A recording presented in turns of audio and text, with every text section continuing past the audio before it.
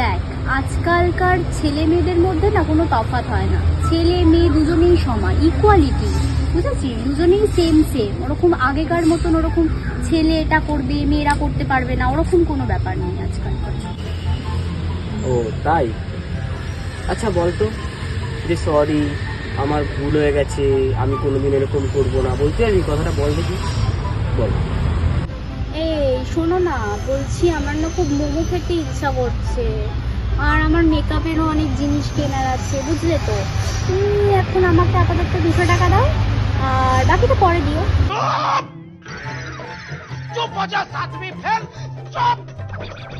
চলো আমরা মোমো খেতে যাই। হ্যাঁ হ্যাঁ। যেই দেখলো বলতে পারবে না, অমনি কথাটা ঘুরিয়ে দিল। কী বা করবো, কী বা করতে পারি আমি? উঠে পড়ি, আর কি করা যাবে। লুচি খাবি